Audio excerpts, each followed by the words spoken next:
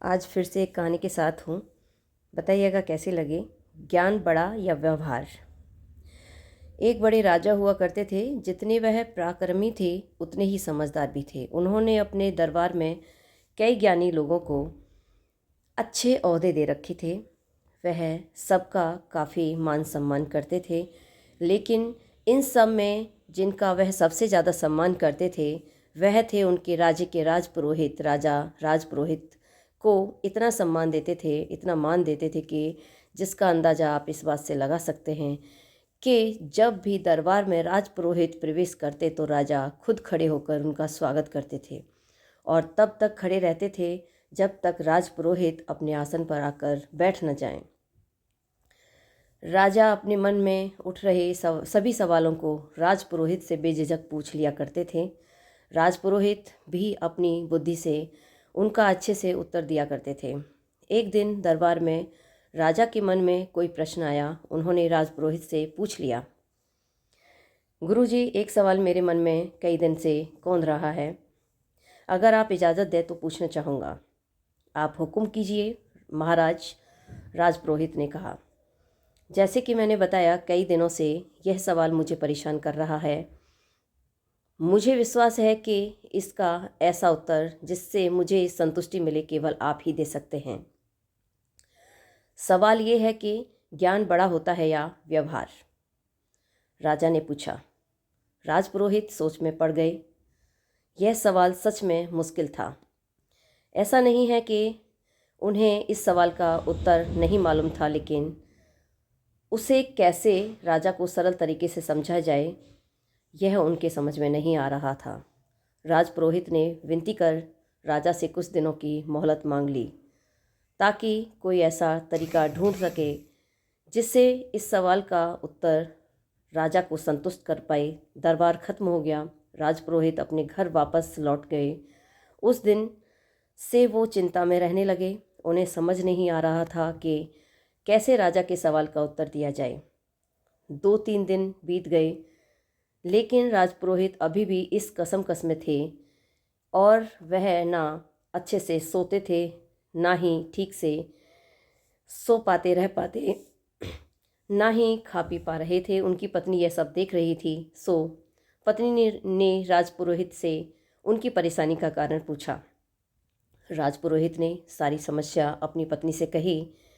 उनकी पूरी बात ध्यान से सुनने के बाद उनकी पत्नी ने उन्हें एक उपाय बताया और कहा कि अगर आप ऐसे करोगे तो राजा को आपका उत्तर समझ भी आएगा और संतुष्टि भी मिलेगी। राजपुरोहित अगले दिन राजमहल गए और कहीं न जाकर वह सीधे ही राजा के खजाने के पास पहुँचे और खजाने से 2 मोती चुरा लिए। उनके ऐसा करते देख खजांची ने देख लिया। खजांची को अपनी आंखों पर विश्वास नहीं हुआ। उसने सोचा शायद उसका भ्रम हुआ है, क्योंकि राजा के इतने खास राजपुरोहित चोरी करें ऐसा कोई भी नहीं मान सकता। उनके एक बार कहने से राजा उनको बेशुमार धन दौलत दे सकते हैं। अगले दिन राजपुरोहित फिर से खजाने से 2 मोती चुरा लाए। फिर से एक बार खजांची ने यह सब देखा। अब उन्हें लगा कि उन्होंने कल जो देखा था वह कोई भ्रम नहीं था। कोई दूसरा व्यक्ति होता तो तुरंत उसे पकड़कर सजा दे देते।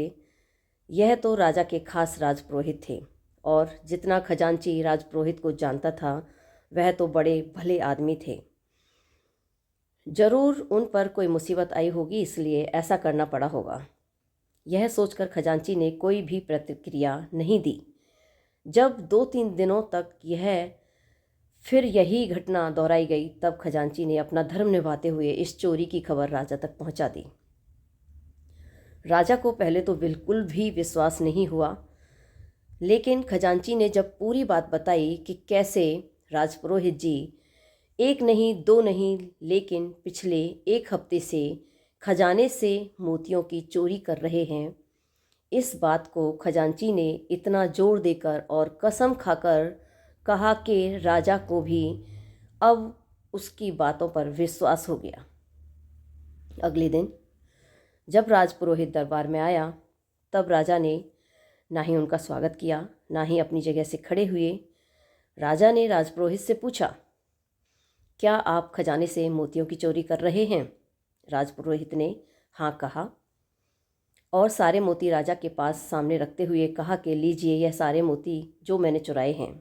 राजपुरोहित को का ऐसा व्यवहार देखकर राजा के साथ दरबार में बैठे सभी लोग आश्चर्यचकित थे।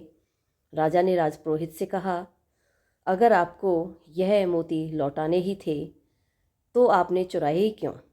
राजपुरोहित ने राजा की को से माफ़ी मांगते हुए कहा, महाराज, मैं चोर नहीं हूँ।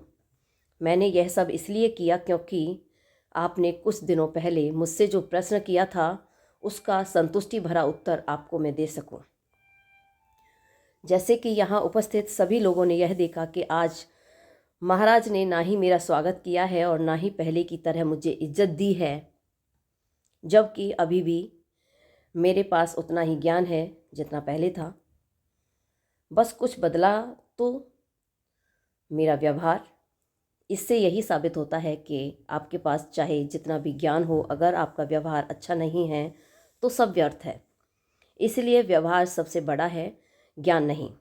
राजा राजपुरोहित की बातों से और उनके द्वारा दिए गए इस अनोखे उत्तर से बहुत प्रसन्न हुए।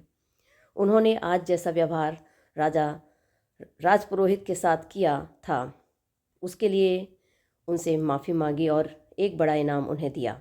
दोस्तों, आज की इस शिक्षाप्रद कहानी से मिलने वाली सीख को हमें अपने जीवन में इम्प्लीमेंट करना चाहिए। हम चाहे जितनी पुस्तक पढ़ लें, अच्छे वीडियोस देख लें, आर्टिकल पढ़ लें, जितना नॉलेज प्राप्त कर लें, लेकिन अगर हम उन्हें अपने जीवन में और अपने व्यवहार में नहीं ला सकते तो वह सब व्यर्थ है। अगर आपको ये कहानी अच्छी लगी हो तो please like, share and subscribe. Thank you so much.